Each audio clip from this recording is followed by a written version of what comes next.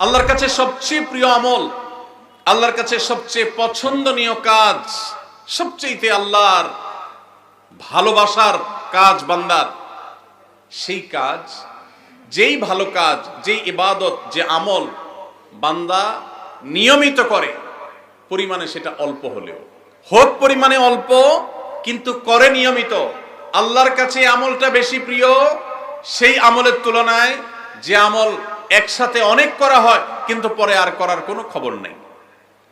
কেউ রমজানে কোরআনে কারীম 2 খতম দিয়েছেন, মাশাআল্লাহ, কেউ 3 খতম দিয়েছেন, কিন্তু রমজানের পরে কোরআনে কারীম 3 খতম, 2 খতম, 1 খতম দেয়া তো দূরের কথা, পরবর্তী রমজান পর্যন্ত আর কোরআনটা ছুঁয়ে দেখা হয় না, খুলে পড়া হয় না, তেলাওয়াত করা হয় না, 1 পৃষ্ঠা পড়ার সুযোগ হয় না।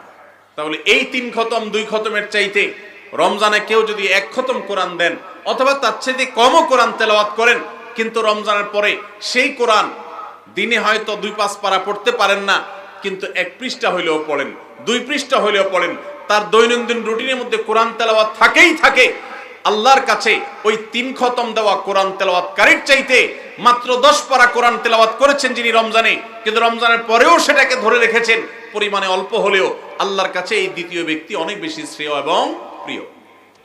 প্রিয় ভাইরা আমার, রমজানে আপনি অনেক দান দক্ষিণা করলেন, রমজানের পরে আর খবর নাই, আল্লাহর কাছে এটার চাইতে বেশি প্রিয় রমজানে তৌফিক অনুযায়ী দান সাদেকা করেছেন, রমজানের পরেও আপনি দান সাদেকা অল্প অল্প হলেও ধরে রাখার চেষ্টা করেছেন। আল্লাহ আমাদের সবাইকে রমজানে যে সমস্ত নেকামলগুলো আমরা করতে পেরেছি, রমজান শেষ হওয়ার সাথে সাথে সেগুলো বন্ধ না করে বরং সেই আমলের ধারাবাহিকতাকে আল্লাহ আমাদেরকে ধরে রাখার তৌফিক দান করুন। ভাইরা আমার, আমরা কি রমজান মাসকে পুজো করেছি নাকি আল্লাহর ইবাদত করেছি? ইবাদত কি আল্লাহকে করেছেন না রমজান মাসকে করেছেন? আল্লাহকে করেছেন। যদি রমজান মাসকে কেউ ইবাদত করে, রমজান মাসকে যদি কেউ পুজো করে, তাহলে তার এখন আর ইবাদত করার দরকার নাই, কারণ রমজান শেষ হয়ে গেছে। আর যদি কেউ ইবাদত করে আল্লাহকে, তাহলে যে আল্লাহ রমজানে ইবাদতের নির্দেশ দিয়েছেন, সে আল্লাহর নির্দেশ রমজানের পরেও ইবাদতের জন্য আছে না নাই? আল্লাহ বলেছেন, ওয়াবুদ রাব্বাকা হাত্তা ইয়াতিয়াকাল ইয়াকিন। তোমার রবের ইবাদত শুধু রমজানে নয়, রমজান ইবাদতের মৌসুম হিসাবে ইবাদত বেশি হতে পারে, কিন্তু রমজানের ইবাদতের ধারা মৃত্যু আসার আগ পর্যন্ত তোমাকে ধরে রাখতে হবে, তবেই আল্লাহর কাছে সাকসেস হওয়া যাবে, তবেই আল্লাহর কাছে সফল হওয়া যাবে, সার্থক হওয়া যাবে। আমাদের এই জীবন সাধনা, আমাদের তাকওয়ার সাধনা, আমাদের সিয়াম সাধনা, আমাদের রমজানের ইবাদত বন্দেগী আল্লাহর কাছে কবুল হবে। আল্লাহ আমাদের সবাইকে রমজানের আমলগুলোকে রমজানের পরেও পরিমাণে অল্প অল্প হলেও ধরে রাখার তৌফিক দান করুন। সবাই চেষ্টা করব তো ইনশাআল্লাহ। রমজান মাস আমাদের থেকে বিদায় নিয়ে গেছে। রমজান মাস বিদায়ের সাথে সাথে আমাদের সমাজের বহু মানুষ আছে যাদের ইবাদত বন্দেগীও বিদায় হয়ে গেছে। আমরা অনেকে রমজান মাস শেষ হওয়ার পর মাথার টুপিটা খুলে ভাঁজ করে এমন ভাবে রেখে দিয়েছি যেন আবার আগামী বছর রমজান আসলে সেই টুপি খুলে আমরা মাথায় দেব। আমাদের কি শুধু ইবাদত বন্দেগী রমজানেই করা দরকার, না রমজানের পরেও করতে হবে? কতদিন পর্যন্ত আমাদের ইবাদত বন্দেগী নেকামল চলা উচিত, এ সম্পর্কে কোরআনে কারীমে আল্লাহ রাব্বুল আলামিন বলেন, ওয়াবুদ রাব্বাকা হাত্তা ইয়াতিয়াকাল ইয়াকিন। তুমি তোমার রবের ইবাদত করতে থাকো। কতদিন? ঈদুল ফিতরের চাঁদ দেখার আগ পর্যন্ত। কি বলেন? ঈদুল ফিতরের চাঁদ ওঠার আগ পর্যন্ত ইবাদত করো, এরকম কিছু? আল্লাহ বলেছেন, ওয়াবুদ রাব্বাকা হাত্তা ইয়াতিয়াকাল ইয়াকিন।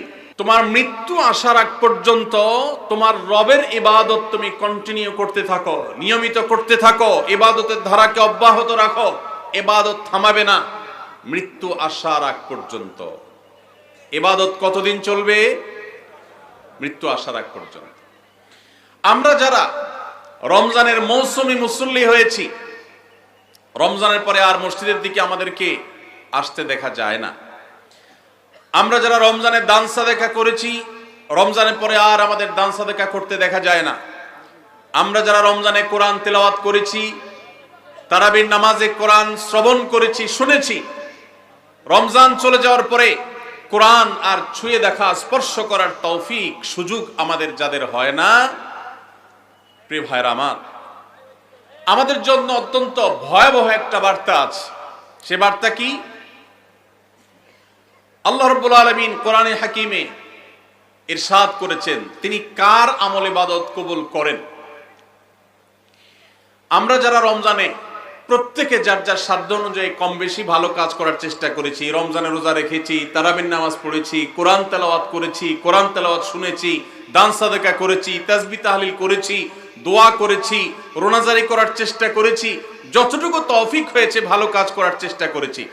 রমজান মাসে যে সমস্ত ভালো কাজ, যে সমস্ত নেকামল আমরা করেছি, এর কোনটা আল্লাহর কাছে কবুল হয়েছে আর কোনটা হয়নি এটা বোঝার বা এটার নিশ্চিতভাবে জানার কোনো উপায় বা সিস্টেম কি আছে? নাই। কিন্তু কোরআনে কারীমের একটি আয়াত থেকে আমরা ধারণা নিতে পারি কাদের আমল ইবাদত আল্লাহর কাছে কবুল হয়েছে। আল্লাহ রাব্বুল আলামিন ইরশাদ করেছেন, ইন্নামা ইয়াতাকাব্বালুল্লাহু মিনাল মুত্তাকিন। আল্লাহ রাব্বুল আলামিন মুত্তাকিদের, আল্লাহ ভীরুদের, যাদের মধ্যে আল্লাহ ভীরুতা অর্জন হয়েছে, যাদের মধ্যে আল্লাহর ভয়ের চেতনা জাগ্রত হয়েছে, সেই চেতনা থেকে যারা আল্লাহর আদেশ নিষেধ অনুযায়ী নিজেকে পরিচালিত করে, তাকওয়া চর্চা করে, মুত্তাকিদের কাতারে যারা নিজেদেরকে শামিল করতে পারে, আল্লাহ রাব্বুল আলামিন বলেছেন আল্লাহ তাআলা তাদেরটাই কবুল করেন। অতএব যদি রমজানের পরেও আপনার মসজিদের আনাগোনা, মসজিদের আসা যাওয়া বলবৎ থাকে, অব্যাহত থাকে, রমজানের পরেও যদি আপনার কোরআন খুলে তেলাওয়াত করার সুযোগ সৌভাগ্য অর্জন হয়, রমজানের পরেও যদি আপনার মাঝে মধ্যে হলেও আল্লাহর কাছে দুহাত তুলে দোয়া করবার তৌফিক হয়, সুযোগ হয়, সামর্থ্য হয়, রমজানে অনেক বেশি দান সাদাকা করেছেন, রমজানের পরে এত বেশি পারেন না, অল্প হলেও দান সাদাকা করার চেষ্টা করেন, তাহলে আপনি আল্লাহর কাছে নিজেকে সেই সৌভাগ্যবান মানুষদের কাতারে শামিল বলে সুধারণা করতে পারেন যাদের রমজানের আমল ইবাদত আল্লাহ তাআলা কবুল করেছেন। আলহামদুলিল্লাহ।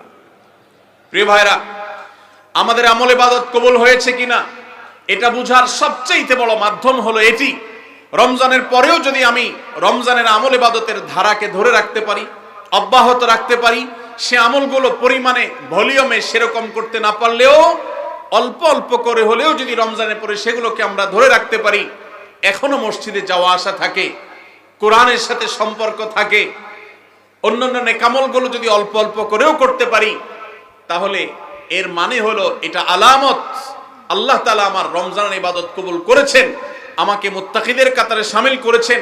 রমজানের পরে এখন গুনাহ করতে গিয়ে বুকটা কাঁপে। আল্লাহ দেখেন যে আল্লাহর ভয়ে রমজানে হারাম থেকে বেঁচে থাকার চেষ্টা করেছি, সে আল্লাহর ভয় এখনো বেঁচে থাকার চেষ্টা করি, হয়তো ততটা পারি না কিন্তু চেষ্টাটা করি, এটুকু যদি করতে পারি তাহলে এটা একটা আলামত, এটা একটা ইন্ডিকেটর যে আল্লাহ তাআলা আমাদের রমজানের আমল ইবাদত কবুল করেছেন। আল্লাহ আমাদের সবাইকে সেরকম সৌভাগ্যবান মানুষের কাতারে শামিল হওয়ার তৌফিক দান করুন।